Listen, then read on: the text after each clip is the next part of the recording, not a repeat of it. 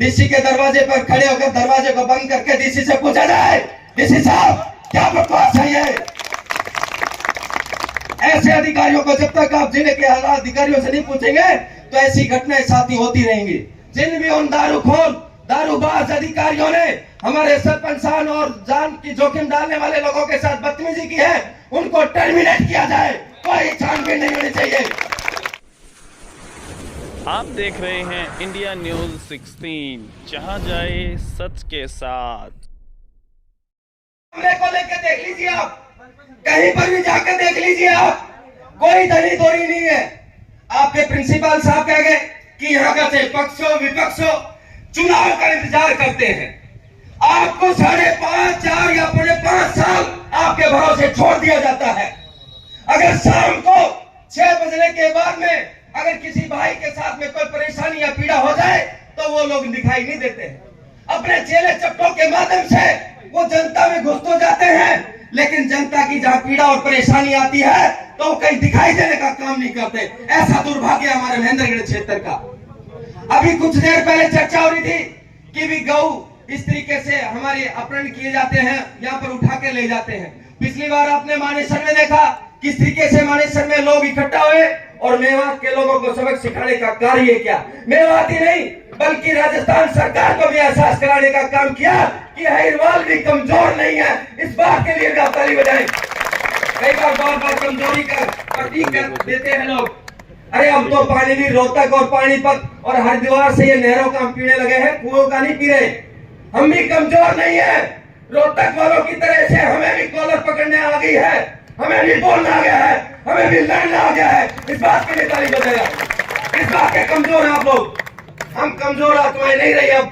हाँ, हमारा नेतृत्व तो कमजोर है, इस बात की मैं गारंटी दे सकता हूँ। वो कायर है, वो हिचड़े हैं, किसी भी क्षेत्र की पीड़ा के लिए वो नहीं दिखाई देते। मैं सलाम चैलेंज के साथ कहता हूँ, उनके पिट्ठू भी सुन ले, फोन के माध्यम से भी सुन ले, ये गौ माता है। कहीं ऐसा ना हो जाए कि आने वाले समय में आप लोग इसी तरीके से पंचायत करें और हमारी बहन बेटियों को भी वो लोग उठाने पर मजबूर हो जाए। ऐसा ना हो जाए, इसलिए आपको स्वयं लड़ना पड़ेगा। कौन आएगा आपके लिए? आपको खुद लड़ना पड़ेगा। ये मेघनवास की चौक पर ये पंचायत इस बात का प्रतीक है कि आप कमजोर नहीं है। चाहे मैं महेंद्रगढ़ के उस आखिरी छोर से आपके खुडाना से लेकर मेरे साथ में सरपंच साहब देशराज फौजी भी आए।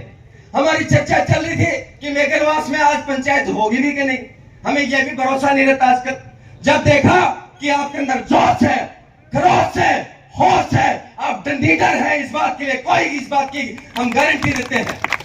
साथियों, आज पुलिस ने अभी थोड़ी देर पहले मैं तो सरपंच साहब से कह रहा था, भाई आपकी 17 को पीड़ा हो गई, आपने 2 दिन का समय दे दिया, आपकी पुलिस की छानबीन शुरू हो गई, फिर भी जो कि तू कमाल है भाई। अरे क्या है ये तमाशा? मैं उन नेताओं से भी पूछना चाहता हूँ, उन पुलिस के आला अधिकारियों से भी पूछना चाहता हूँ, क्या तमाशा चल रहा है? ये गौ हत्या के मामले में आप लोग कितनी फिक्सिंग कर रखी है, मैं आपसे पूछना चाहता हूँ। आपने कई वर्षों पहले देखा होगा यहाँ के क्षेत्र में हमारे पिछड़े क्षेत्र के अंदर सैकड़ों भैंसें चोरी हुई थी। खुडाना बास में 25-30 गांव की महापंचायत हुई और उस पंचायत के माध्यम से जब प्रशासन को डर सताने लगा तो आपकी मेवात से झूठी साची भेड़ बकरियों की तरह से भैंसें चोरी उठाकर आपके किसानों को देने का कार्य किया। ये डर होता है आपके लिए, ये इसलिए आपको कार्य करने चाहिए। इसके लिए साथियों, जिस तरीके से भैंस आ सकती है, आपकी गाय भी रोकी जा सकती है, लेकिन आपका डर होना चाहिए। कई लोग कहेंगे कि विनोद पाली बड़ा आक्रोश में बोलता है। अरे भाई, मैं क्या बनावटी बोलता हूँ? किसी से कोई फीस ले रहा हूँ, किसी से कोई डर लगता है? मैं वही बातें बोल रहा हूँ जो यहाँ माइक पर आकर कोई बोलना नहीं चाहता।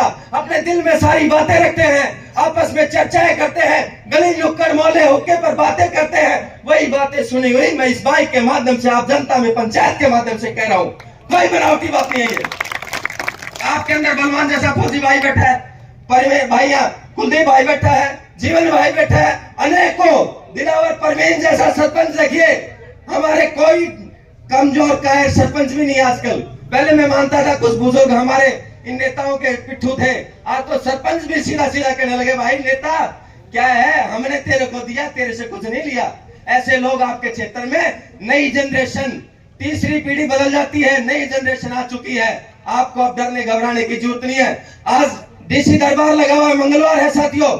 मेरा तो मानना है डीसी के दरवाजे पर खड़े होकर दरवाजे को बंद करके डीसी से पूछा जाए, डीसी साहब क्या बकवास है ये? ऐसे अधिकारियों को जब तक आप जिले के आला अधिकारियों से नहीं पूछेंगे तो ऐसी घटनाएं साथी होती रहेंगी। मैं थोड़ा सा इसलिए आक्रोशित आदमी हूं। मैं आपको घटना बताता हूं। मेरे पिताजी बीएसएफ इंस्पेक्टर थे। हमने बांग्लादेश पे गौ हत्यारों से अपने फौजियों को भी मरते हुए देखा है। हमने मानेसर में जिस तरीके से घटनाएं घटी वो भी देखी हैं। ऐसे आए 2-3 आपकी घटनाएं होती हैं साथियों, लेकिन आपको रोक लगाने के लिए ऐसी पंचायतें नहीं। अब लठ लेकर आप तैयार है लठ के लिए? बोलिए। हाँ, ये प्रशासन के लिए नींद उड़ाने का काम करेंगे। और मेरी मांग एक और मैं मांग करता हूँ, जिन भी उन दारूखोर दारूबाज अधिकारियों ने हमारे सरपंच साहब और जान की जोखिम डालने वाले लोगों के साथ बदतमीजी की है, उनको टर्मिनेट किया जाए।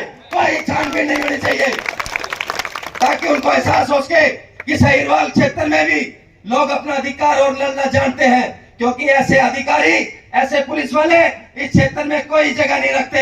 ऐसे हम उनके लिए टर्मिनेट की मांग करते हैं। और मैं तो अगली मांग ये भी करता हूँ, अभी उस डीसी के दरवाजे 150 लोग चलकर उसका दरवाजा खटाकर और डीसी से हिसाब किताब किया जाए। डीसी साहब, ये मेंदरगढ़ में क्या बकवासबाजी हो रही है?